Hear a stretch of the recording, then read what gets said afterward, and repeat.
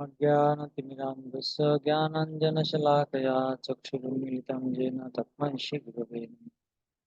श्रीचैतन्यमनोभीष्टं स्थापितं येन भूतले स्वयं रूपकदामयं ददाति शपथान्तिकं वन्देऽहं श्रीगुरो श्रीयुतपदकमलं श्रीगुरुं वैष्णवां च श्रीरूपं साग्रजातं सहगणरघुनाथान्वितं तं सजीवं साद्वैतं सावधूतं परिजनसहितं कृष्णचैतन्यदेवं श्रीराधा कृष्णपादान् सगणललिता श्रीविशाखान्वितां च नमो ॐ विष्णुपादाय कृष्णपृष्ठाय भूतले श्रीमते जयपताका स्वामिनिति नाम नमाचार्यपादाय निताय कृपापदायिने गौरकथा धमदाय नगरग्रामतारिणे नमो ॐ विष्णुपादाय कृष्णपृष्ठाय भूतले श्रीमते भक्तिवेदान्त स्वामिनिति नाम नमस्ते सारस्वते देवे गौरवाणी प्रचारिणे निर्विशेष शून्यवादी पाश्चात्यदेशतारिणे वंदे श्रीकृष्ण चैतन्य नित्यानंद सहदित गुरुदेव पुष्पवंत छंदतम हे कृष्ण करुणा सिंधु दीनबंधो जगतपते गोपेश गोपिका कांत राधा कांत नमस्ते तप्त कांचन गौरांगी राधे वृंदवनेश्वरी वृषभानुसुते देवी प्रणमामि हरिप्रिये नीलाचल निवासाय नित्याय परमात्मने बलभद्र सुभद्रभ्यं जगन्नाथाय ते तमादिदेवं करुणानिदानं तमालवर्णं सुहितावतारम् अपार संसार समुद्र सेतुं भजामहे भागवत स्वरूपम्। हरे कृष्ण। অশোক চরণ প্রভু আগামী ভাদ্র পূর্ণিমা কয় তারিখ জানেন আপনি? আনমিট করেন না। হরে কৃষ্ণ প্রভু। হ্যাঁ বলুন। প্রভু, আমার জন্মদিনে ভাগবত পূর্ণিমা পড়েছে, এটা হচ্ছে সেপ্টেম্বরের 18 তারিখ, যেদিন প্রভুপাদ সেপ্টেম্বরের সন্ন্যাস। 18 তারিখ। আজকে হচ্ছে এখন আগস্ট মাস চলছে না? হ্যাঁ প্রভু। তাহলে রবীন প্রভু আমি একটা কাজ করি, যেহেতু সেপ্টেম্বরের 18 তারিখ ভাদ্র পূর্ণিমা, আমি ভাগবতম থেকে ডাইরেক্ট আলোচনা না করে ভাগবতের মাহাত্ম্য নিয়ে আলোচনা করলে ভালো হয় না? হ্যাঁ প্রভু।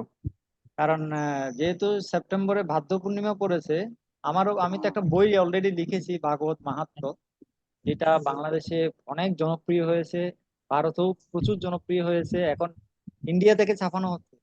ইন্ডিয়া থেকে আজকে পাঠাবো, একটু পরে এই ক্লাসের পরে আমি ইন্ডিয়াতে পাঠাবো, ইন্ডিয়া থেকে প্রিন্ট হবে। ইন্ডিয়াতে ভাদ্র পূর্ণিমা যে মহোৎসব হবে, ওখানে ওটা সেল হবে।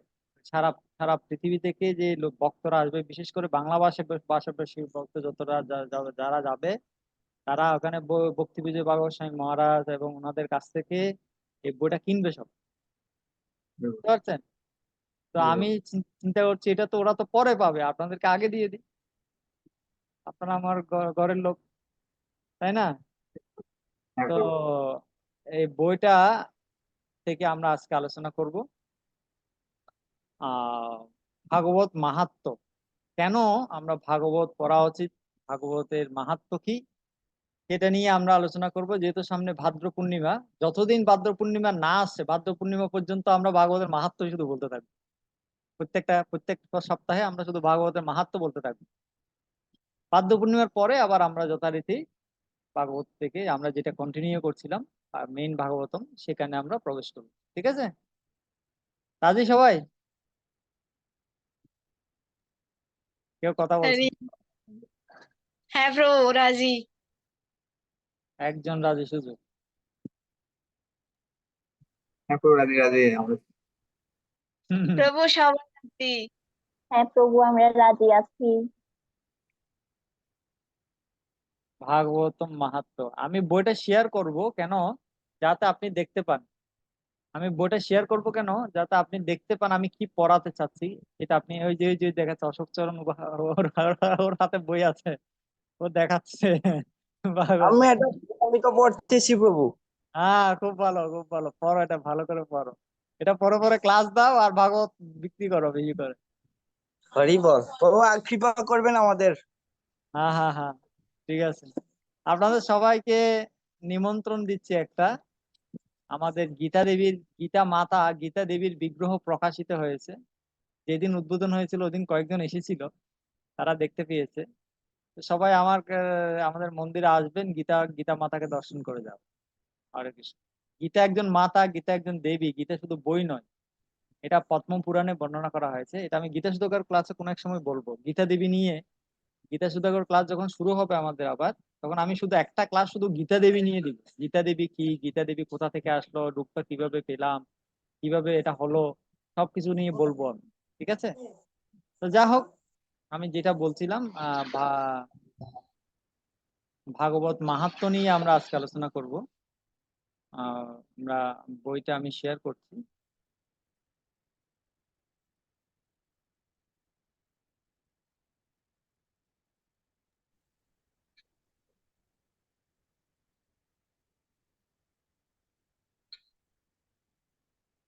হ্যাঁ, এই হচ্ছে আমাদের বই ভাগবত মাহাত্ম্য। কেন, অনেকগুলো চ্যাপ্টার আছে। প্রথমে দিয়েছি আমি ভাগবতের আরতি। ভাগবতের আরতি হয় জানেন? আমরা তো এমনিতে ভগবানকে আরতি করি, ভাগবতকেও আরতি হয়, কারণ ভাগবত এবং ভগবান অভিন্ন। হ্যাঁ, ভাগবান এবং ভাগবত এবং ভগবান অভিন্ন। এখানে একটা শ্লোকে বলা হচ্ছে পদ্মপুরাণে, পাদো যদিও প্রথম দ্বিতীয় তৃতীয় তুর্য কথিত যদৌরু নাবিস্ততা পঞ্চমেব ষষ্ঠ ভুজান্তরম দৌ যুগলম তথানো কণ্ঠস্থ রাজন নবম যদিও মুখারবিন্দম দশম প্রফুল্লম একাদশ যস্য ললাটপট্টম শির এব তু দ্বাদশ এব ভাতি তমাদিদেবম করুণা নিদানম তমালবর্ণম সুহিতাবতারম অপার সংসার সমুদ্র সেতুম ভজামহে ভাগবত স্বরূপ। মানে ভাগবতের স্বরূপটা কি, ভাগবতটা কি জিনিস সেটা ব্যাখ্যা করা হয়। এখানে বলা আছে কি যে পাদ যদিও প্রথম ও দ্বিতীয়, ভাগবতের প্রথম এবং দ্বিতীয় স্কন্ধ, প্রথম স্কন্ধ এবং দ্বিতীয় স্কন্ধ, এই দুইটা স্কন্ধ হচ্ছে ভগবান শ্রীকৃষ্ণের দুই চরণ। তা আপনি ভাগবতের প্রথম স্কন্ধ নিয়ে বুকে রেখে পড়তে পড়তে মনে করেন বুকে রেখে ঘুমিয়ে গেলেন, তার মানে কি আছে বুকের উপর? ভগবানের চরণ আছে আপনার বুকের উপর। বাহ! সে অবস্থায় যদি মারা যান, আর কি আপনার মতো সৌভাগ্যবান আর কে আছে? ভগবানের চরণ নিয়ে মারা গেলেন, বাহ! ভগবত দাম গ্যারান্টি। এইভাবে বলা হয়েছে ভগবানের প্রথম দ্বিতীয় স্কন্ধ হচ্ছে ভগবানের দুই চরণ। তৃতীয় তুর্য কথিত যদুর, তৃতীয় এবং চতুর্থ স্কন্ধ হচ্ছে উরুদেশ, দুইটা উরুদেশ, ভগবানের দুই উরুদেশ। নাভিস তথা পঞ্চম, পঞ্চম পঞ্চম স্কন্ধ হচ্ছে নাভি, ভগবানের নাভি। পঞ্চম স্কন্ধ হচ্ছে নাভি। এব ষষ্ঠ ভুজান্তরম, ভুজান্তরম মানে বুক, বক্ষস্থল। বক্ষস্থল হচ্ছে ষষ্ঠ স্কন্ধ, ষষ্ঠ স্কন্ধ হচ্ছে বক্ষস্থল। দো যুগলম তথান্য, দুইটি বাহু, বাহু যুগল হচ্ছে দুইটি বাহু হচ্ছে সপ্তম এবং অষ্টম স্কন্ধ। ঠিক আছে? সপ্তম এবং অষ্টম স্কন্ধ হচ্ছে দুইটা বাহু দেশ, ভগবানের দুইটা বাহু। কণ্ঠস্থ রাজন নবম যদিও, কণ্ঠ হচ্ছে নবম, নবম স্কন্ধ হচ্ছে ভগবানের কণ্ঠ। হ্যাঁ, আর মুখার বিন্দম দশম দশম প্রফুল্ল, দশম স্কন্ধ হচ্ছে ভগবানের প্রফুল্লিত মুখমণ্ডল, মুখকমল। আমরা যখন ভগবানের দিকে তাকাই, প্রথমে চোখটা কোন দিকে যায়? যখন আমরা ভগবানের বিগ্রহ দেখি, প্রথমে আমাদের চোখটা কোন দিকে যায়? প্রথমে আমাদের চোখটা মুখের দিকে যায়, তাই না? সাধারণত জেনারেলি সবার ক্ষেত্রে আমরা প্রথমে ও ভগবান আছে, মুখটা দেখি আগে, মুখটা কেমন আছে। কিন্তু পায়ের দিকে আমাদের তেমন একটা সহজে যায় না, পাটা আমরা দেখি পরে, কিন্তু আগে দেখি মুখটা, মুখটা কেমন, মুখটা আছে কেমন লাগছে, সুন্দর লাগছে কিনা। তো আসলে আচার্যরা বলছেন যে বিগ্রহ যখন আমরা দর্শন করব, তখন বিগ্রহ দর্শনের নিয়ম হচ্ছে চরণ থেকে দর্শন করা। প্রথমে ভগবানের চরণ দর্শন করতে হবে, তারপর ভগবানের উরুদয় দর্শন করতে হবে, তারপর ভগবানের নাভি দর্শন করতে হবে, তারপর ভগবানের বক্ষস্থল দর্শন করতে হবে, তারপর ভগবানের দুই দুই বাহু যুগল দর্শন করতে হবে, তারপর ভগবানের কণ্ঠ দর্শন করতে হবে, তারপর ভগবানের মুখ দর্শন করতে হবে। এটা এটা হচ্ছে নিয়ম, এভাবে দর্শন করতে হয়। তা আমরা তো কলিযুগের মানুষ, তো আমরা কোনো সিস্টেম মানি না। তো প্রথমে যেটা যেটা পরে দেখতে হবে সেটা আগে দেখে হলে, যেটা আগে দেখতে হবে সেটা পরে দেখে হলে, মানে সব তাল গোল খিচুড়ি সব। তো এরকম ভাগবত পড়তে হলেও একটা নিয়ম আছে। ভাগবত পড়তে হলে নিয়ম হচ্ছে কি, প্রথমে পড়তে হবে প্রথম স্কন্ধ, চরণ যুগল। প্রথমে চরণ, প্রথম স্কন্ধ প্রথমে পড়তে হবে, তারপর দ্বিতীয় স্কন্ধ পড়তে হবে, তারপর তৃতীয় স্কন্ধ পড়তে হবে, চতুর্থ স্কন্ধ পড়তে হবে, পঞ্চম স্কন্ধ পড়তে হবে, ষষ্ঠ স্কন্ধ পড়তে হবে, সপ্তম স্কন্ধ পড়তে হবে, অষ্টম পড়তে হবে, নবম পড়তে হবে, তারপর দশম স্কন্ধ। কিন্তু কিছু কিছু কিছু কিছু সহজিয়ারা, প্রভুপাদ তো বলেছেন একদম সহজিয়া, সহজিয়ারা কি করে, ডাইরেক্ট ভাগবতমের দশম স্কন্ধে পড়ে চলে যায়। নবম প্রথম 9টা স্কন্ধ পড়ে না, ডাইরেক্ট ভগবানের দশম স্কন্ধ। তাও কি দশম স্কন্ধের মধ্যে কোনটা পড়ে, বাল্যলীলা টিলা সব বাদ। ওই কোথায় ওই রাসলীলা আছে, রাস পঞ্চাধ্যায়, 5টা অধ্যায়ে রাসলীলা পড়ে না, সেগুলো পড়ে। কেন পড়ে? কারণ এগুলো যুবক যুবতীদের মিলামিশার মতো মনে হয়, আর এগুলো পড়লে সবাই হাততালি দেয়, হ্যাঁ, মানুষ উত্তেজিত হয়ে যায়, তাই এগুলো তারা পড়ে। প্রবল বলতে এরা আছে, এরা রাসলীলা করছে না, এরা রাস্কেল লীলা করছে। এটা রাসলীলা নয়, এটা রাস্কেল লীলা। ঠিক আছে, তো এটা ভাগবত পড়ার নিয়ম নয়, এইভাবে পড়লে ভাগবত বোঝা যায় না। কৃষ্ণের লীলা হচ্ছে সম্পূর্ণ পবিত্র, সেখানে কামের কোনো গন্ধ নেই। কৃষ্ণের লীলায় কামের কোনো ব্যাপার নেই। কিন্তু যখন আমাদের মধ্যে কাম থাকবে, তখন আমরা কৃষ্ণের লীলাকে দেখে মনে করব এটা হচ্ছে কামের ব্যাপার। এই গোপীরা কি করছে কৃষ্ণের সাথে, এগুলো দেখে মনে হবে কামের মতো, কিন্তু এটা কাম নয়, এটা প্রেম। এটা বুঝতে হলে গোস্বামী হতে হবে। এটা এটা সবাই বুঝতে পারবে না, এটা বুঝতে হলে গোস্বামী হতে হবে। গোস্বামী মানে কি? গো যোগ স্বামী। গো মানে ইন্দ্রিয়, স্বামী মানে প্রভু। যে ব্যক্তি ইন্দ্রিয়ের প্রভু তাকে বলা হয় গোস্বামী। কে ইন্দ্রিয়ের প্রভু? বাচো বেগম মনস ক্রোধ বেগম জিহ্বা বেগম উদর উপস্থ বেগম এতান বেগান য বিষহেত দীর সর্বামপিমাম পৃথিবীম সশিষ্যা। কে গোস্বামী? গোস্বামী ডেফিনিশন দিয়েছেন আচার্যরা। গোস্বামী মানে কি, যে স্বরবেগকে দমন করেছে। হ্যাঁ, বাক্যের বেগ, মনের বেগ, ক্রোধের বেগ, জিহ্বার বেগ, উদরের বেগ, হস্তের বেগ, এগুলোকে যে দমন করতে পারে তাকে বলা হয় গোস্বামী। বৃন্দাবনের প্রত্যেকটা মন্দিরের যারা প্রধান, তাদেরকে বলা হয় গোস্বামী। কেন? কারণ তারা এই বেগগুলোকে দমন করতে পেরেছে। তো যারা গোস্বামী হতে পারেনি, যারা গোদাস, গোদাস মানে কি, ইন্দ্রিয়ের যারা দাস, তারা কখনো ভাগবতম বুঝতে পারবে না, কৃষ্ণের লীলা তারা কখনো বুঝতে পারবে না। সেজন্য বলা হচ্ছে দশম স্কন্ধ পড়ার আগে প্রথম 9টা স্কন্ধ পড়তে হবে। ডাইরেক্ট দশম স্কন্ধ পড়া উচিত নয়, তাহলে আমরা বিভ্রান্ত হয়ে যাব, আমরা মোহিত হয়ে যেতে পারি, আমরাও ওই সহজিয়াদের মতো হয়ে যেতে পারি। ঠিক আছে, সেই জন্য প্রথমে 9টা স্কন্ধ পড়লে কি হবে, আমরা প্রিপেয়ার হব, আমরা প্রস্তুত হতে পারবো, নিজেদেরকে প্রস্তুত করতে পারবো দশম স্কন্ধকে হজম করার মতো।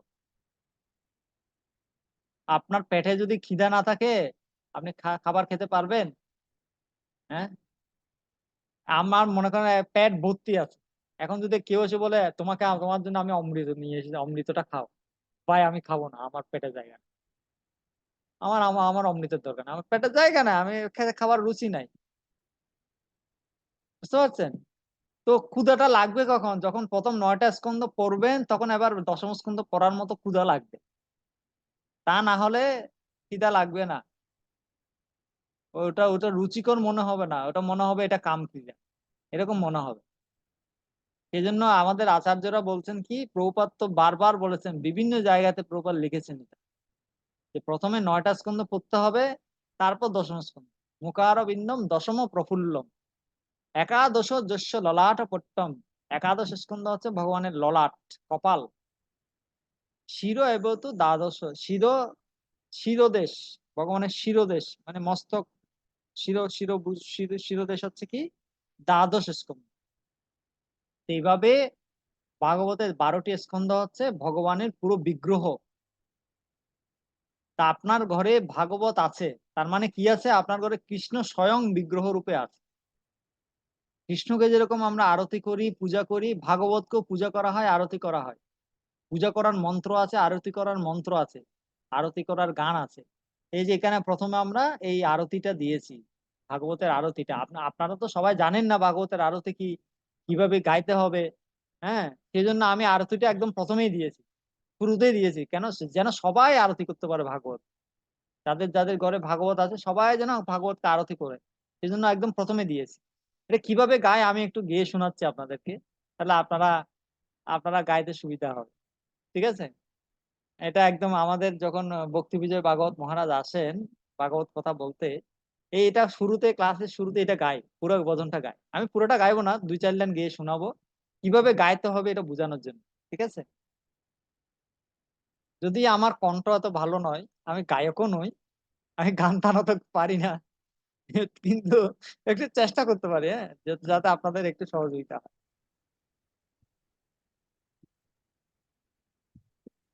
আমি একটু বড় করে দিই যাতে আপনারা সহজে দেখতে পারেন। এই হচ্ছে ভাগবতের আরতি। আরতি অতি পাবন পুরাণ কি, আরতি অতি পাবন পুরাণ কি, ধর্ম ভক্তি বিজ্ঞান আকর কি, ধর্ম ভক্তি বিজ্ঞান আকর কি, মহাপুরাণ ভাগবত নির্মল, সুকমুখ বিগলিত নিগম ফল্প ফল, আরতি অতি পাবন পুরাণ কি, ধর্ম ভক্তি বিজ্ঞান আকর কি, পরমানন্দ সুদা পরমানন্দ সুদা রসময় কল, লীলারতি রস রস নিদান কি, আরতি অতি পাবন পুরাণ কি, ধর্ম ভক্তি বিজ্ঞান আখর কি, কলিকাল মতনি ত্রিতাপ নিবারিণী, জন্ম মৃত্যুময় ভব ভয় হারিণী, আরতি অতি পাবন পুরাণ কি, ধর্ম ভক্তি বিজ্ঞান আকর কি, সেবত সুত সকল সুখ কারিণী, সুমহৌষধি হরি চরিত গান কি, সুমহৌষধি হরি চরিত গান কি, আরতি অতি পাবন পুরাণ কি, ধর্ম ভক্তি বিজ্ঞান আকর কি, বিষয় বিলাস বিমোহ বিনাশিনী, বিষয় বিলাস বিমোহ বিনাশিনী, বিমল বিরাগ বিবেক বিকাশিনী, বিমল বিরাগ বিবেক বিকাশিনী, ভগবত তত্ত্ব রহস্য প্রকাশিনী, ভগবত তত্ত্ব রহস্য প্রকাশিনী, পরম জ্যোতি পরমাত্ম জ্ঞান কি, আরতি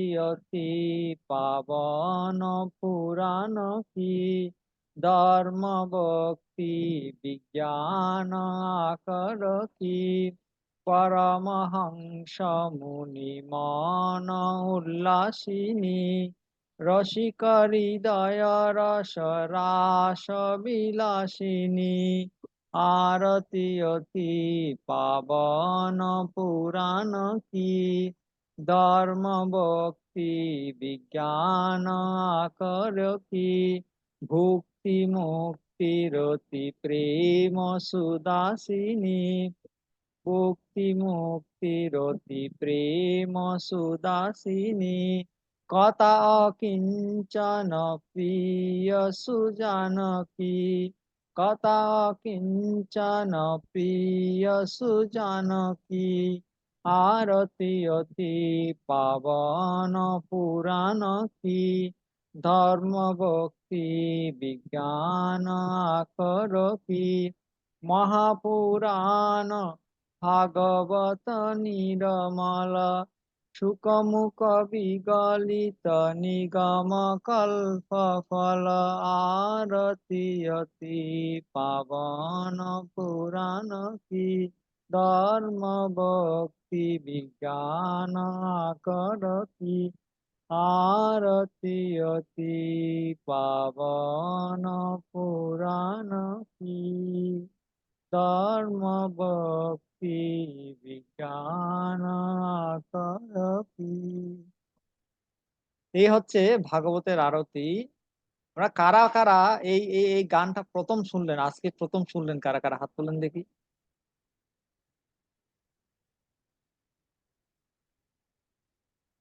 চারজন, পাঁচজন, পাঁচজন হাত তুলেছে, ছয়জন,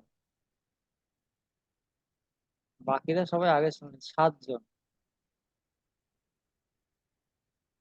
আটজন, নয়জন, 10, আচ্ছা, 11, 12। ঠিক আছে, ধন্যবাদ সবাইকে। আমি জানি আরো আরো অনেকে আপনারা আছেন যারা আজকে প্রথমে শুনেছেন কিন্তু হাত তুলতে লজ্জা পাচ্ছেন। তো বলুন কেমন লাগলো। আমি তো গান গাইতে পারি না, আমি তো পারি না, আমার কণ্ঠবন্ধ ভালো নেই, কিন্তু আমি এই ভাঙাচোরা কণ্ঠ নিয়ে যা গাইলাম, আমার তো মনে হচ্ছে আমার খুব ভালো লেগেছে। আপনাদের কেমন লেগেছে জানি না, আমার খুব ভালো লেগেছে। এ মনে খুব হচ্ছে যে সুন্দর। এটা একটা প্রশান্তি পাচ্ছে। বলুন বলুন, আপনারাও বলুন কেমন লেগেছে বলুন।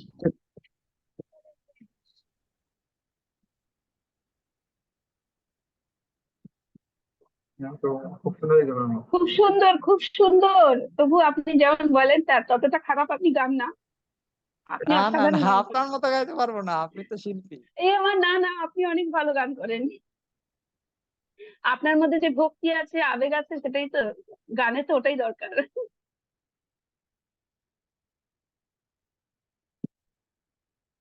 ভক্তি নাই বেদ নাই, নামে খুব বড়, ভক্তি বেদান্ত নাম এবে সার্থক করা। প্রভুপাদ প্রভুপাদ কবিতায় লিখেছেন, আমার ভক্তিও নাই বেদও নাই, নামে খুব বড়, ভক্তি বেদান্ত নাম এবে সার্থক কর। আমারও ভক্তি নাই, কিছু নাই, এমনি এই মনে হলো একটু ভাব লাগলো একটু দিয়ে দিলাম আর কি। ওই অনেকে বলে না এই ভাবে ভাবে ধরেছে, এই একটু বুতে বুতে ছাপে আর কি মাঝে মাঝে।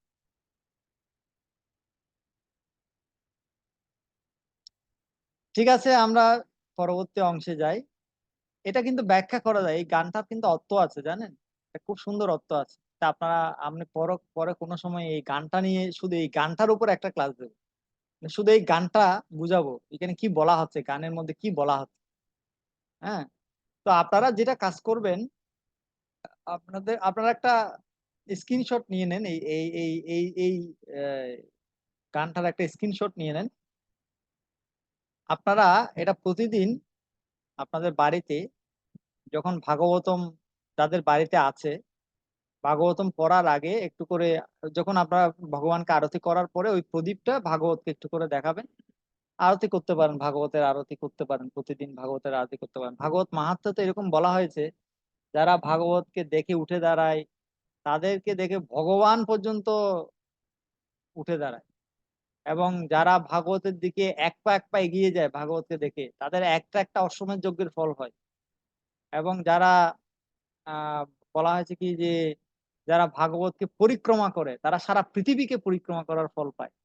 যারা ভাগবতকে আরতি করে তাদেরকে সমস্ত দেবতারা তাদেরকে আরতি করে। এরকম বলা হয়েছে, ভাগবতের মাহাত্ম্য, এত মাহাত্ম্য বলা হয়েছে ভাগবত। তো সেই জন্য আমি বলবো আপনারা এটা ছবি তুলে রাখেন, মাঝে মাঝে গাইবেন, ভাগবতের আরতি গাইবেন।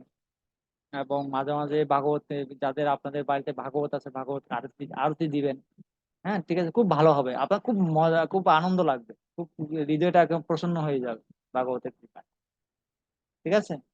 আর যাদের বাড়িতে ভাগবত নেই, আমি আমি তো একদম বলবো যে, রিকোয়েস্ট করবো না, পায়ে ধরবো, যে পায়ে পায়ে ধরে বলবো, প্লিজ এক সেট ভাগবতম অবশ্যই রাখুন। আপনার ঘরটাকে মন্দির বানানোর জন্য এক সেট ভাগবতমই যথেষ্ট। ন তীর্থ, ন গয়া কাশী পুষ্করম, ন চ প্রয়াগকম, শুক শাস্ত্রকতাদস্য কালে ন সমতা নয়েৎ। পদ্ম পুরাণে বলা হচ্ছে, আপনি পুষ্কর তীর্থে যেতে পারেন, স্নান করতে পারেন, গয়াতে যেতে পারেন, পিণ্ড দিতে পারেন, কাশীতে যেতে পারেন, সন্ন্যাসী হয়ে যেতে পারেন। পুষ্করম নচ প্রয়াগকম, ন তীর্থ ন গয়া কাশী, পুষ্করম নচ প্রয়াগকম। পুষ্কর তীর্থে যেতে পারেন, যেটা ছিল ত্রেতা যুগের সব থেকে বড় তীর্থ, শ্রেষ্ঠ তীর্থ। রামচন্দ্র যেখানে তার পিতা দশরথ মহারাজের জন্য পিণ্ড দিয়েছিলেন, যেখানে ব্রহ্মাজি যজ্ঞ করেছিলেন পুষ্কর তীর্থে, সেই পুষ্কর তীর্থে আপনি যেতে পারেন, স্নান করতে পারেন, পিণ্ড দিতে সবকিছু করতে পারেন।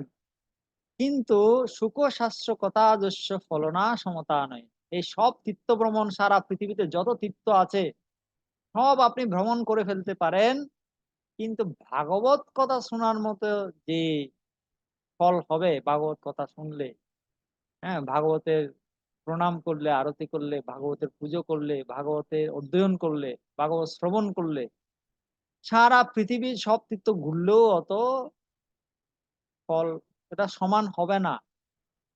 এই দুইটার মধ্যে কম্পেয়ার করা যাবে না। বলা হচ্ছে কি যে অন্যান্য তীর্থ ভ্রমণ করে আপনার পাপটা দূর হবে, কিন্তু পাপের যে বাসনা আছে, পাপের যে বাসনা আমাদের হৃদয়ে আছে, সেই পাপের বাসনাটা কিন্তু দূর হবে না। তো বাসনাটা কিভাবে দূর হবে? যদি ভাগবত শ্রবণ করেন। ভাগবত যদি শ্রবণ করেন, পাপের বাসনাটাও দূর হয়ে যাবে। পাপের যে বীজ, পাপের কুদ বীজ আছে না, এগুলো সব দূর হয়ে যাবে ভাগবত শ্রবণ। সেই জন্য মহাপ্রভু তো ভাগবত শ্রবণকে খুব গুরুত্ব দিয়েছে। মহাপ্রভু বলেছেন কি কি যে ভজনের মধ্যে শ্রেষ্ঠ নববিধা ভক্তি, তার ভজনের মধ্যে শ্রেষ্ঠ নববিধা ভক্তি, কৃষ্ণ প্রেম কৃষ্ণ দিতে ধরে মহাশক্তি। মানে ভজনের যত ভজনের অঙ্গ আছে তার মধ্যে শ্রেষ্ঠ হচ্ছে নববিধা ভক্তি। নববিধা ভক্তিটা কি? শ্রবণ, কীর্তন, স্মরণ, বন্দন, পাদসেবন, অর্চন, সখ্য, দাস্য, আত্মনিবেদন। এটা এই এই নয়টি নয়টি যে অঙ্গ তাকে বলা হয় নববিধা ভক্তি। ভজনের মধ্যে এই নববিধা ভক্তি হচ্ছে শ্রেষ্ঠ। এই নববিধা ভক্তির একটা অঙ্গও যদি কেউ ভালো করে পালন করে, তাহলে সে কি পাবে? কৃষ্ণ প্রেম কৃষ্ণ দিতে ধরে মহাশক্তি। একটা একটা অঙ্গ আপনাকে কৃষ্ণ কৃষ্ণ দিতে পারে, কৃষ্ণকে দিতে পারে, কৃষ্ণ প্রেম দিতে পারে। এত শক্তি আছে এক একটা অঙ্গে। বলা আছে কি যে রূপ গোস্বামী পাদ তিনি তার যে ভক্তি রসামৃত সিন্ধু গ্রন্থ আছে সেখানে লিখেছেন, আহ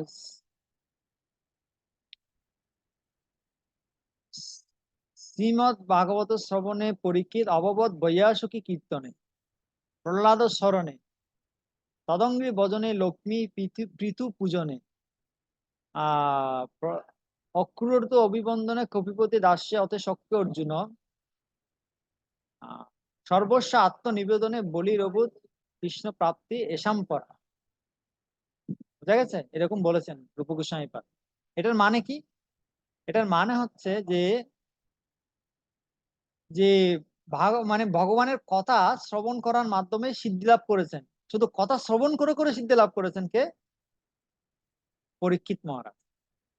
পরীক্ষিত মহারাজ ভগবানের কথা শুনতে শুনতে ভগবত ধাম, শুনে শুনে ভগবত ধাম চলে গেছে, শুনে শুনে জীবনের সিদ্ধি, পরম সিদ্ধি লাভ করেছে। অববৎ বৈয়াসুকী কীর্তনে, সুখদেব গোস্বামী শুধু কীর্তন করে করে সিদ্ধি লাভ করেছে। শুধু ভাগবত কথা বলে বলে, কথা বলে বলে শেষ, বলে বলে ভগবত ধাম চলে গেছে, সিদ্ধি লাভ করেছে, ভগবানকে পেয়ে গেছে। প্রহ্লাদ স্মরণে, প্রহ্লাদ মহারাজ শুধু স্মরণ করে করে, চিন্তা করে ভগবানের চিন্তা করে করে, স্মরণ করে করে তিনি ভগবানকে পেয়েছেন। তদঙ্গি ভজনে লক্ষ্মী দেবী ভগবানের পাদ সেবন করে, পা টিপে টিপে ভগবানকে পেয়েছে, পাদ সেবন করে ভগবানকে পেয়েছে। হ্যাঁ, অববৎ বৈয়াসখী কীর্তনে তদঙ্গি ভজনে পিতু পূজনে, পিতু মহারাজ শুধু পুজো করে, অর্চন করে, পুজো করে ভগবানকে পেয়েছে। হ্যাঁ, তারপর হচ্ছে কপিপতি দাস্যে, কপিপতি মানে হনুমান, হনুমান ভগবানের দাসত্ব করে করে, সেবা করে করে ভগবানকে পেয়েছে। অত সখ্যে অর্জুন, মানে ভগবানের সখ্য ভাবে, সখ্য বন্ধুর মতো ভগবানের সেবা করে ভগবানকে পেয়েছেন অর্জুন। তাহলে কয়টা হলো? কয়টা বললাম? কেউ নোট করছেন? কয়টা বললাম এতক্ষণ? কয়টা বাকি আছে? কোনটা কোনটা বাকি আছে? শ্রবণ, কীর্তন, স্মরণ, বন্দন, পাদ সেবন, অর্চন, দাস্য, শক্য। শক্য আত্মনিবেদন। আত্মনিবেদনের মাধ্যমে পেয়েছেন বলি মহারাজ। বলি মহারাজ তার সবকিছু, মানস দেহ যা কিছু মরছে সবকিছু ভগবানকে দিয়ে দিয়েছে, আর এভাবে তিনি ভগবানকে পেয়েছেন। তো চিন্তা করে দেখুন, নববিধা ভক্তি যদি সবগুলো একসাথে করেন তাহলে কত ফল হবে। একটা একটা অঙ্গ করে ওনারা ভগবানকে পেয়ে গেছেন, আর সবগুলো যদি একসাথে করেন আপনি যে পাবেন তার তো একদম 100% গ্যারান্টি। ভজনের মধ্যে শ্রেষ্ঠ নববিধা ভক্তি। হ্যাঁ, কৃষ্ণ প্রেম, কৃষ্ণ দিতে ধরে মহাশক্তি। মহাশক্তি ধরে, কৃষ্ণকে দিতে পারে, কৃষ্ণ প্রেমকে দিতে পারে। তো তারপর বলা আছে তার মধ্যে সর্বশ্রেষ্ঠ নাম সংকীর্তন। নিরপরাধে নাম লইলে পায় প্রেমধন। মানে এই নববিধা ভক্তির মধ্যেও শ্রেষ্ঠ হচ্ছে নাম কীর্তন। কীর্তন হচ্ছে শ্রেষ্ঠ। নববিধা ভক্তির মধ্যে শ্রবণ কীর্তন হচ্ছে শ্রেষ্ঠ। 9টার মধ্যে শ্রবণ কীর্তন শ্রেষ্ঠ, এর মধ্যে শ্রেষ্ঠ হচ্ছে নাম সংকীর্তন। নিরপরাধে কেউ যদি নাম গ্রহণ করে তাহলে সে অবশ্যই প্রেমোদন পাবে, গ্যারান্টি, সে প্রেমোদন পাবে। তো বলা হচ্ছে মহাপ্রভু তিনি বলছেন যে নববিধা ভক্তি থেকেও 5টা অঙ্গ, পঞ্চাঙ্গ ভক্তি আরো বেশি শ্রেষ্ঠ। নববিধা ভক্তি তো শ্রেষ্ঠ, কিন্তু পঞ্চাঙ্গ ভক্তি আরো শ্রেষ্ঠ। পঞ্চাঙ্গ ভক্তিটা কি? হ্যাঁ, পঞ্চাঙ্গ ভক্তিটা হচ্ছে কি, যে সাধু সঙ্গ, নাম কীর্তন, ভাগবত শ্রবণ, মথুরবাস শ্রীমূর্তি শ্রদ্ধায় সেবন। সাধু সঙ্গ, এক হচ্ছে সাধু সঙ্গ, লিস্ট করেন এগুলো, আমি বহুত কিছু কথা বলে দিচ্ছি, বহুত কথা এখনো বইয়ে ঢুকিনি। এখন বইয়ে ঢুকার আগে যা বলছি এগুলো ভূমিকা বলছি, ভূমিকার মধ্যে বহুত কথা, ইম্পর্টেন্ট কথা বলে দিচ্ছি, ঠিক আছে। সাধু সঙ্গ, সাধু সঙ্গ মানে কি? সাধুর সাথে খাবো, সাধুর সাথে ঘুমাবো, সাধুর সাথে ঘুরতে যাব, সাধুর সাথে বাজার করতে যাব। হ্যাঁ, এটা সাধু সঙ্গ? এটা সাধু সঙ্গ না। আমরা আগে বলেছিলাম সাধু সঙ্গ মানে 3টা জিনিস যেখানে হয়: স্পিরিচুয়াল ডিসকাশন, হ্যাঁ, তারপর হচ্ছে হার্ট ট্রান্সফরমেশন, তারপর হচ্ছে আরেকটা কি,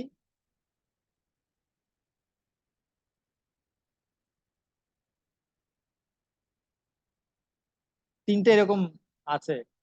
মানে যেখানে সাধুরা শুধু পোশাক দিয়ে সাধু সঙ্গ হয় না, সাধুর সাথে থাকলে সাধু সঙ্গ হয় না, সাধুর সাথে ঘুমালে সাধু সঙ্গ হয় না, সাধুর সাথে বাজার করতে গেলে সাধু সঙ্গ হয় না, সাধুর সাথে একটা বাসে করে, একই বাসে করে চললে সাধু সঙ্গ হয় না। সাধু সঙ্গ কখন হয়? যখন আহ সাধুর কাছ থেকে আমরা শ্রবণ কীর্তন করব, সাধুর সাথে আমরা ভগবানের কথা শ্রবণ কীর্তন করব। মচ্চিত্তা মদ্গত প্রাণা বোধয়ন্ত পরস্পরম কথয়ন্ত মাম নিত্যম তুষ্যন্তি চ রমন্তি চ। যারা আমার ভক্ত তারা আমার ভক্তদের সঙ্গে, অন্য ভক্তদের সঙ্গে আমার কথা আলোচনা করে তৃপ্তি লাভ করে। তুষ্যন্তি চ রমন, তুষ্ট হয়, আনন্দ পায়। যেভাবে যারা ক্রিকেটার, মনে করেন ক্রিকেটারের ভক্ত, সচিন টেন্ডুলকারের ভক্ত আছে, কেউ বিরাট কোহলির ভক্ত আছে।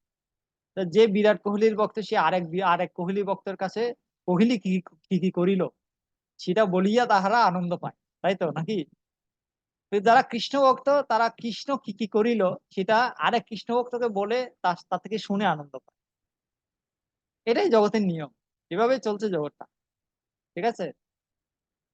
তো সাধু সঙ্গ মানে যেখানে কৃষ্ণ কথা আলোচনা হবে, যেখানে আধ্যাত্মিক আলোচনা হবে, জড়জাগতিক কোনো বিষয়ের আলোচনা হবে না, এবং সেই আলোচনার ফলে হৃদয়ের পরিবর্তন হবে।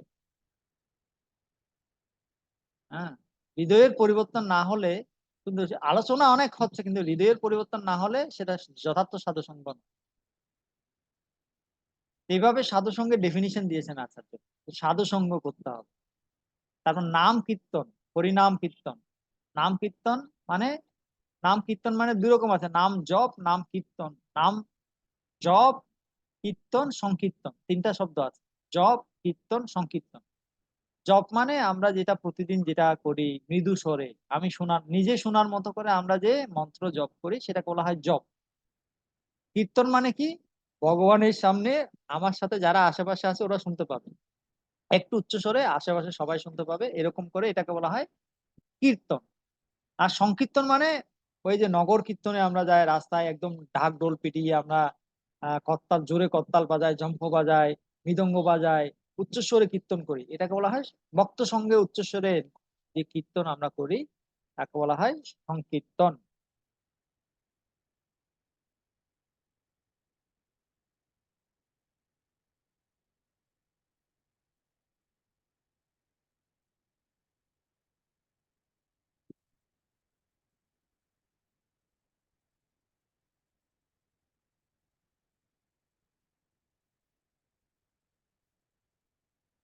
হরে কৃষ্ণ, হরে কৃষ্ণ। আমাদের এখানে কারেন্ট চলে গেছে, তাই লাইনটা বিচ্ছিন্ন হয়ে গেছে। তো আমি বলছিলাম জপ, কীর্তন এবং সংকীর্তন, এগুলো অনেক কিছু কথা বলে দিচ্ছি, গুরুত্বপূর্ণ কথা, এগুলো সব নোট করতে হবে, খাতা কলম নিয়ে বসতে হবে ক্লাসে।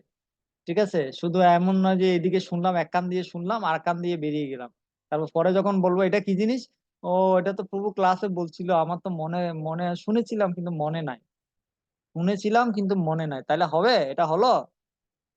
হ্যাঁ, শুনেছিলাম মনে নাই, এক কান দিয়ে ঢুকলো আর এক কান দিয়ে বেরোলো, কি লাভটা কি হলো বলুন তো? মনে রাখতে হবে, শুধু শুনলে হবে না, মনে রাখতে হবে, যাতে আরেকজনকে বলতে পারে, তাই না? তাহলে তো কিছু একটা থাকলো, কিছু একটা অর্জন হলো। ঠিক আছে, তো সংকীর্তন মানে উচ্চস্বরে, ভক্ত সঙ্গে উচ্চস্বরে আমরা যে নগর কীর্তন করি সেটাকে বলা হয় সংকীর্তন। এভাবে তিনটা শব্দ আছে, জপ, কীর্তন, সংকীর্তন। তো সাধু সঙ্গ, নাম কীর্তন, 3 নাম্বার হচ্ছে ভাগবত শ্রবণ। ভাগবত শ্রবণ, ভাগবত কথা, কৃষ্ণ কথা শ্রবণ করা, হরি কথা, কৃষ্ণ কথা, ভাগবত কথা, রাম কথা, হ্যাঁ, এগুলো শ্রবণ করা বা এগুলো শ্রবণ কীর্তন করা, এটাকে বলা হয় ভাগবত শ্রবণ। এ খুব গুরুত্বপূর্ণ। তারপর হচ্ছে কি যে মথুরাবাস। মথুরাবাস মানে ধামবাস, এক কথা আছে ধামবাস। ধাম মানে ভগবান যে সমস্ত স্থানে আবির্ভূত হয়েছেন, লীলাবিলাস করেছেন, ভ্রমণ করেছেন, সেই সমস্ত স্থান দর্শন করা, সেই সমস্ত স্থানে বাস করা, অবস্থান করা, রাত্রি যাপন করা, ভজন করা। হ্যাঁ, যেমন যেমন কি হয় দীপাবলি, দীপাবলি মানে কি বলা হয় দামোদর ব্রত, দামোদর মাসের সময় সবাই 1 মাসের জন্য বৃন্দাবনে চলে যায়, 1 মাস বৃন্দাবনে বাস করে, ভজন করে, বেশি রাধাকুণ্ডর পারে ভজন করে, তারপর হচ্ছে গোবর্ধনের মধ্যে ভজন করে, 1 মাস ভজন করে, কোনো সব দুনিয়া সব চিন্তা বাদ, শুধু একটু করে অল্প অল্প খায় আর সারাদিন জপ করে, কেউ দণ্ডবোধ পরিক্রমা করে গোবর্ধনকে, হ্যাঁ দণ্ডবোধ পরিক্রমা করে, কেউ হেঁটে হেঁটে পরিক্রমা করে, কেউ প্রতিদিন করে, কেউ কেউ গাড়িতে করে করে, যারা পারে না, যারা হাঁটতে পারে না, দণ্ডবোধ পারে না, তারা গাড়িতে করে পরিক্রমা করে, যেভাবে হোক এক একজন এক এক ভাবে করে, 1 মাস শুধু ভজন সাধন, আর কোনো চিন্তা নেই। এভাবে এটাকে বলা হয় মথুরা বাস বা ধাম বাস। তো আমাদের প্রত্যেকটা ইস্কন মন্দির হচ্ছে এক একটা ধাম। প্রভুপাদ বলছেন আমাদের প্রত্যেকটা ইস্কন মন্দির হচ্ছে এক একটা বৈকুণ্ঠ। যেমন ইন্ডিয়ান এমবাসি বাংলাদেশে আছে, ইন্ডিয়ান এমবাসিতে যদি আপনি যান, এটাও ইন্ডিয়া, ইন্ডিয়ান এমবাসি বাংলাদেশের নিয়মে চলে না, ইন্ডিয়ান নিয়মে চলে। সেরকম আমাদের যে মন্দিরগুলো সেগুলো হচ্ছে ভগবত ধামের এমবাসি, গোলক বৃন্দাবনের এমবাসি, বৈকুণ্ঠের এমবাসি। এই এই এই মন্দিরগুলো এই জগতের নিয়মে চলে না, এটা ভগবত ধামের নিয়মে চলে। তাই এই মন্দিরগুলোতে যদি আপনি বাস করেন, তার মানে আপনি কোথায় আছেন? আপনি ভগবত ধামে আছেন, এটাকে বলা হয় ধামবাস। তাই কারণ আপনি বলবেন তো প্রভু আমরা তো ঘরে বাড়ি ঘরে ঘরে তরে থাকি, সবসময় মন্দিরে যেতে পারি না, মন্দির তো অনেক দূরে, তা আমরা কিভাবে ধামবাস করব? আপনাদেরকে একটা শর্টকাট গোপন সূত্র শিখিয়ে দিচ্ছি, ঘরে থেকে কিভাবে ধামবাস করা যায়। ঠিক আছে, গোপন রহস্য বলে দিচ্ছি, মনে রাখুন। তো আমাদের মহাপ্রভু বলছেন যেখানে হয় নাম সংকীর্তন সেটাই বৃন্দাবন। কি বললেন? যেখানে হয় নাম সংকীর্তন সেটাই বৃন্দাবন। তার মানে আপনার ঘরে যদি প্রতিদিন নাম কীর্তন হয়, তাহলে আপনার ঘরটাই বৃন্দাবন। যেদিনও গৃহেতে গোলক ভজনও দেখি, যেদিনও গৃহেতে ভজনও দেখি, গৃহেতে গোলক ভাই, ভক্তিবিনোদ ঠাকুর লিখেছেন। যেদিন ঘরের মধ্যে ভজন ভালো হবে, ভজন সাধন ভালো হবে, সেদিন গড়টাই বৃন্দাবন, গৃহেতে গোলক পায়, গৃহটাই গোলক। তারপর আরেকটা টিপস বলছেন আচার্যরা, কারো বাড়িতে যদি 108টা তুলসী বৃক্ষ থাকে, কি বললাম মনে রাখুন, কারো বাড়িতে যদি 108টা তুলসী বৃক্ষ থাকে, বৃন্দা দেবী থাকে, তাহলে ওই বাড়িটাই বৃন্দাবন। বৃন্দাবন মানে যেখানে 108টা বৃন্দা দেবী রয়েছে তাকে বলা হয় বৃন্দাবন। বাস হয়ে গেল, ঘরটাকে বৃন্দাবন বানিয়ে দিলাম। ঠিক আছে, এভাবে আপনার বাড়িকে আপনি বৃন্দাবন বানিয়ে ফেলবেন, ভাগবত রাখবেন আর বৃন্দা দেবী রাখবেন, বাস হয়ে গেল, ভগবান আছে আর বৃন্দা দেবী আছে, বৃন্দাবন হয়ে গেল। তো তো ভক্তিবিনোদ ঠাকুর কি বলেছেন, যেদিন গৃহেতে দেখি, যেদিনও গৃহেতে ভজনও দেখি, গৃহেতে গোলক ভাই, চরণ সিধু দেখিয়া গঙ্গা সুখ সীমা নাহি পায়, এরকম একটা ভজন গিয়েছেন। এইভাবে আমরা বুঝতে পারি আচার্যরা বলছেন যে আমরা ধামবাস করতে হবে। মেন কথা হচ্ছে ধামবাস আমরা ঘরে থেকেও করতে পারি, মন্দিরে গিয়ে করতে পারি, ধামে গিয়ে করতে পারি, যেভাবেই হোক আমাদেরকে ধামবাস করতে হবে। তারপর কি, শ্রীমূর্তি শ্রদ্ধায় সেবন, শ্রদ্ধা সহকারে ভগবানের যে বিগ্রহ, শ্রীমূর্তি বিগ্রহ অর্চন বা সেবা পূজা করতে হবে। যদি আমরা শ্রদ্ধা সহকারে ভগবানের বিগ্রহ অর্চন করি, পুজো করি, সেবা করি, তাহলে সেটা হচ্ছে খুবই শক্তিশালী অঙ্গ। প্রভুপাদ বলছেন, অনেকে প্রভুপাদকে প্রশ্ন করতেন, প্রভুপাদ আমি কামের জ্বালায় থাকতে পারছি না, কাম বাসনার জ্বালায় থাকতে পারছি না। প্রভুপাদ বলছেন তুমি বিগ্রহ অর্চন করো। সমাধান কি? বিগ্রহ অর্চন করো। প্রভুপাদ তো লিখেছেন যারা গৃহস্থ ভক্ত তাদের জন্য বিগ্রহ অর্চন করাটা মাস্ট বা কম্পালসারি, অপশন নাই, কম্পালসারি। কারণ তারা যেহেতু এটা নিয়ে ডিল করছে, তাদেরকে অবশ্যই বিগ্রহ অর্চন করতে হবে, তা না হলে তাদের উন্নত স্থিতি বজায় রাখা সম্ভব হবে না।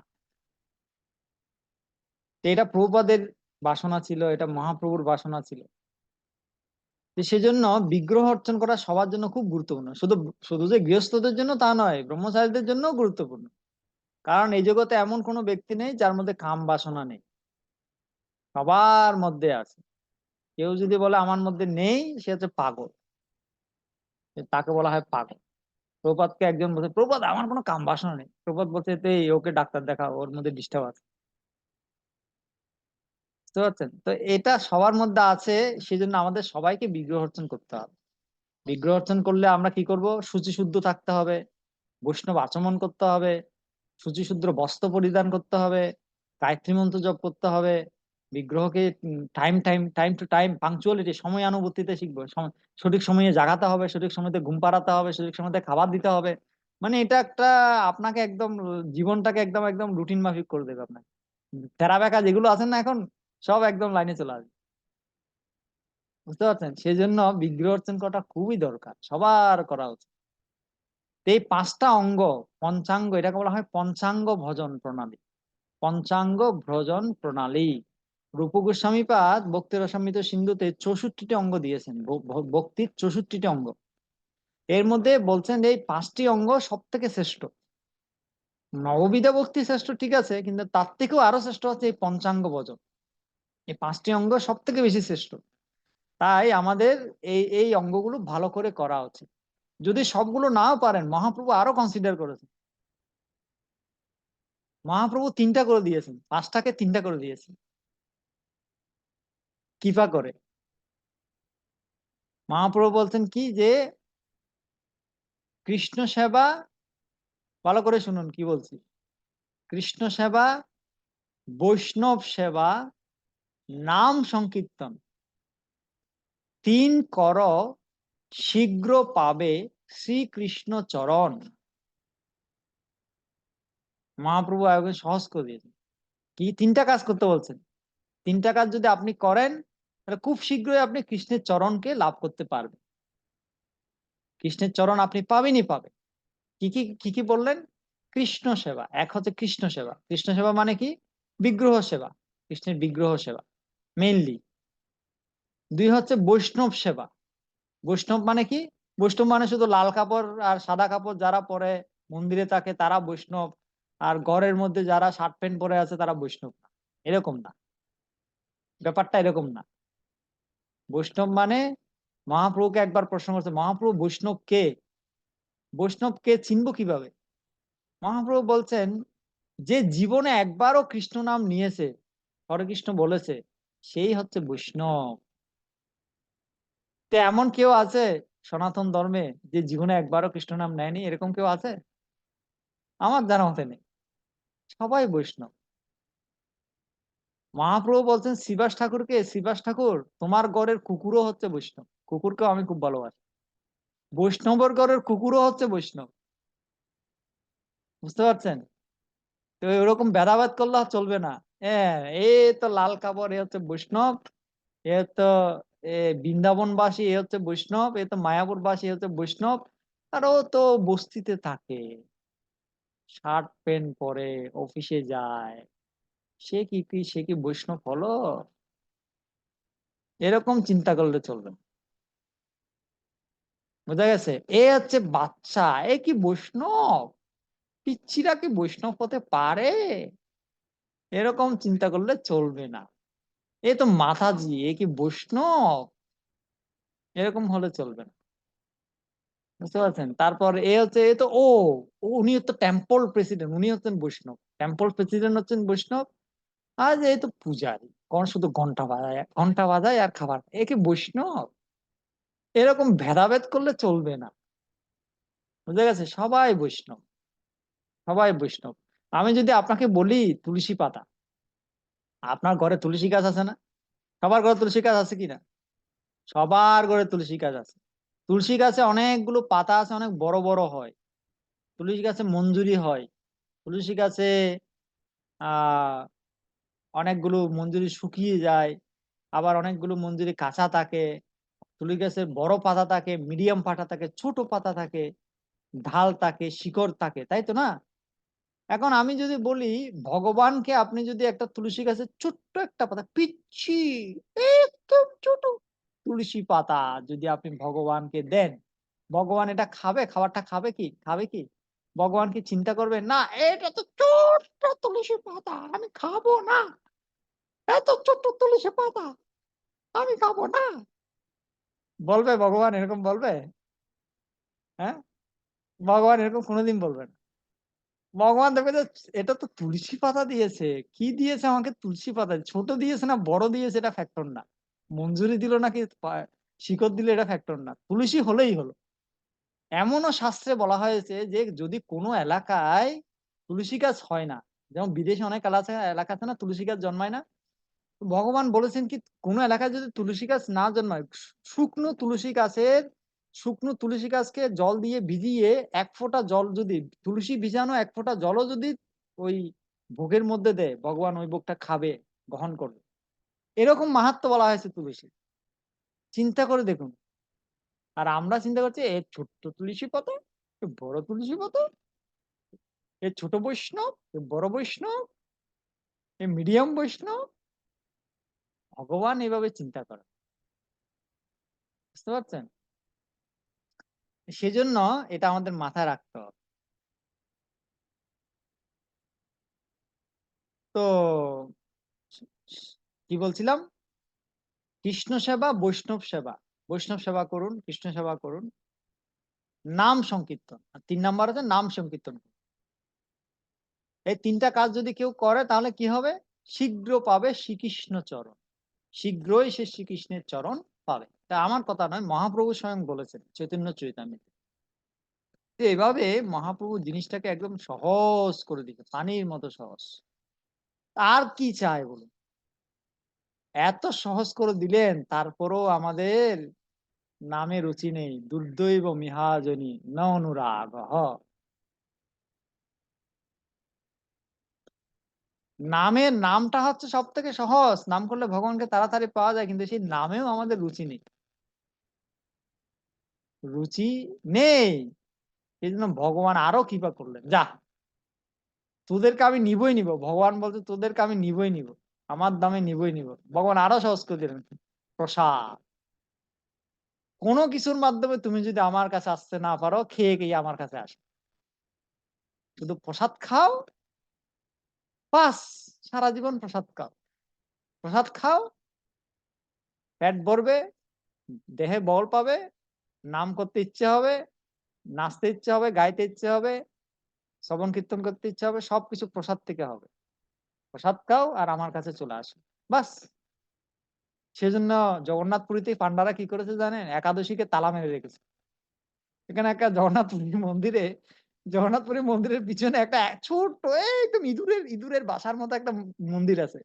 ওটা হচ্ছে একাদশী মন্দির। ওখানে একাদশীকে তালা মেরে রেখেছে, লক করে রেখেছে। মানে পান্ডারা একাদশী থাকে না। কেন থাকে না জানেন? কারণ জগন্নাথ পুরীতে জগন্নাথ সবসময় খাইতে ভালোবাসে। এখানে কোনো উপবাস নাই। জগন্নাথের কোনো উৎসবে কোনো উপবাস নাই। রথযাত্রা বলেন, হ্যাঁ, উল্টো রথযাত্রা বলেন, স্নান যাত্রা বলেন, কোনো উপবাস আছে জগন্নাথের? সব ভগবানের উপবাস আছে, কিন্তু জগন্নাথ ভগবানের কোনো উপবাস নাই। শুধু খাও আর নাচো গাও, বাস। এইভাবে করে তুমি আমার কাছে চলে আসো। কি সুন্দর প্রক্রিয়া! সেজন্য সবাই শুধু জগন্নাথ বসায়। সবাই জগন্নাথকে বেশি ভালোবাসে। সব মন্দিরে জগন্নাথ আছে। কেন? একদম সহজ, ভেরি ইজি। প্রসাদ খাও, বাস, ভগবানের কাছে চলে যাও। আর কি লাগে বলেন তো? এর থেকে সহজ আর কিছু আছে? নাম করার সময় ঘুম আসবে। হরে কৃষ্ণ হরে কৃষ্ণ। হ্যাঁ। নাম করার সময় ঝিমানি আসে, ঘুম আসে, কিন্তু খাওয়ার সময় ঝিমানি আসে? খাওয়ার সময় ঝিমানি আসে, ঘুম আসে? আসে না। একদম সহজ। খাও, খাও আর চলে যাও। বাহ, কি সুন্দর! কত কৃপালু ভগবান! আর কি লাগে? প্রসাদে সর্বদুঃখানাং হানিরস্য উপজায়তে প্রসন্নচেতসিয়াসু বুদ্ধি পর্যবতিষ্ঠতে। প্রসাদে সর্বদুঃখানাং হানি। প্রসাদ খেলে কি হবে? সমস্ত দুঃখ থেকে হানি, সমস্ত দুঃখ চলে যাবে। প্রসাদ ও সেবা করিতে হয় সকল প্রপঞ্চ জয়। এই জড়জাগতিক বিষয় বাসনা সব দূরে চলে যাবে। আর কি হবে? প্রসন্ন চেতস, মন চেতনা প্রসন্ন প্রসন্ন হয়ে যাবে।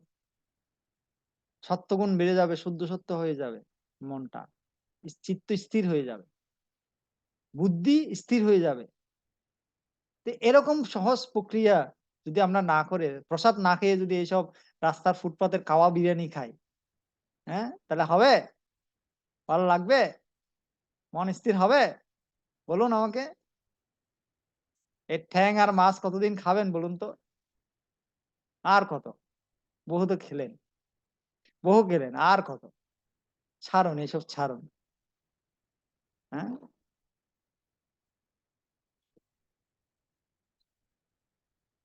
ধর্মপথে থাকি করো জীবন যাপন ভাই। ধর্মপথে থেকে জীবন যাপন করুন।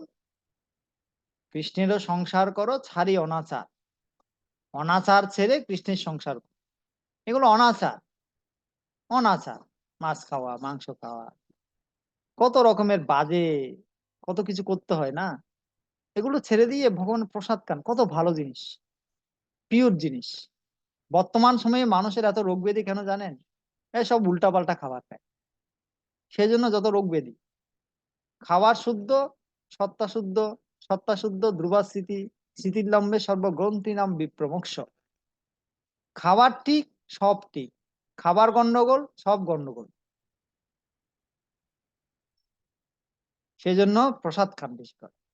তো আমার ল্যাপটপে চার্জ শেষ হয়ে গেছে, টাইমও 5টা বেজে গেছে, আর বলছি না আজকে। আমি চেয়েছিলাম ভাগবত মাহাত্মে ঢুকতে ঢুকতে পারলাম না। আমি ওই একটা বাচাল মানুষ, তো বেশি বাচালাম। এটা আমি সবসময় নিজেকে মানে বলে আমি বেশি বাচাল। কথা একটা শুরু করলে কোন দিক থেকে কোন দিকে যে ঢুকে যায়, চলে যায়, আর আর আর নিজেকে কন্ট্রোল করতে পারি না। ক্ষমা করবেন আমার বাচালতা আর দৃষ্টতা, ক্ষমা করবেন। ভালো থাকুন, সুস্থ থাকুন। কারো যদি প্রশ্ন থাকে, একটা প্রশ্ন নিব।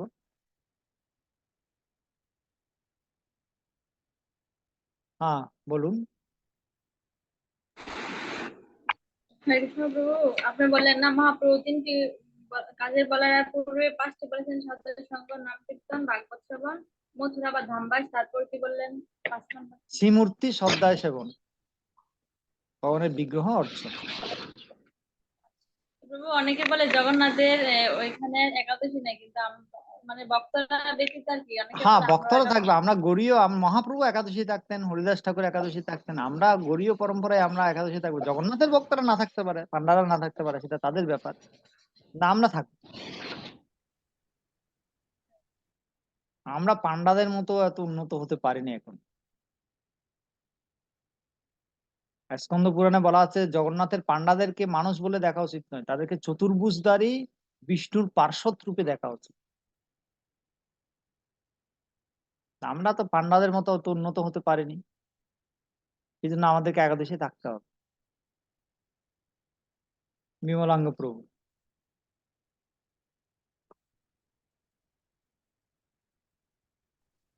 হরে কৃষ্ণ, হরি বল, দণ্ডবত প্রণাম প্রভু।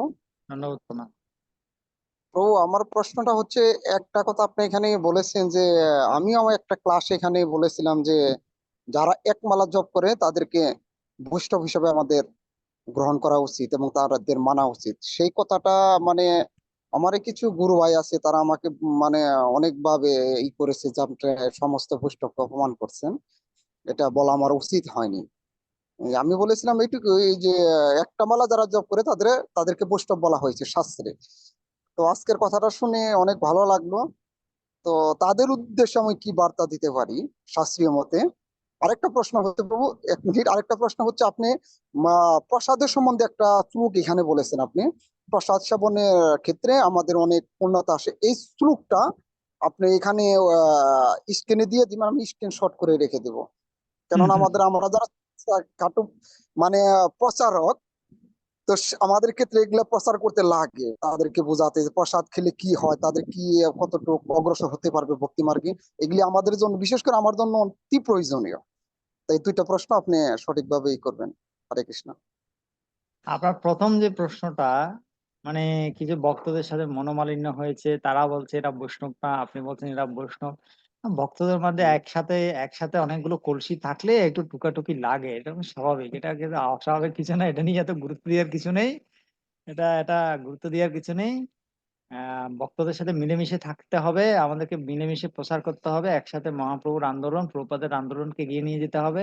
মাঝে মাঝে একটু টুকাটুকি লাগবে, এটাকে গুরুত্ব দেওয়ার দরকার। ঠিক আছে। ও বললো আর কি বৈষ্ণব না, তার মানে কি ওরা বৈষ্ণব না হয়ে গেল নাকি? শাস্ত্র শাস্ত্র তো আর উল্টো হবে না, তাই না? এটা তো মন খারাপ করার কিছু নেই। ওদের ওরা ওরা যদি অপরাধ করে, ওদের ফল ওরা এমনিতেই পাবে, এটা আপনাকে চিন্তা করতে হবে না। ঠিক আছে।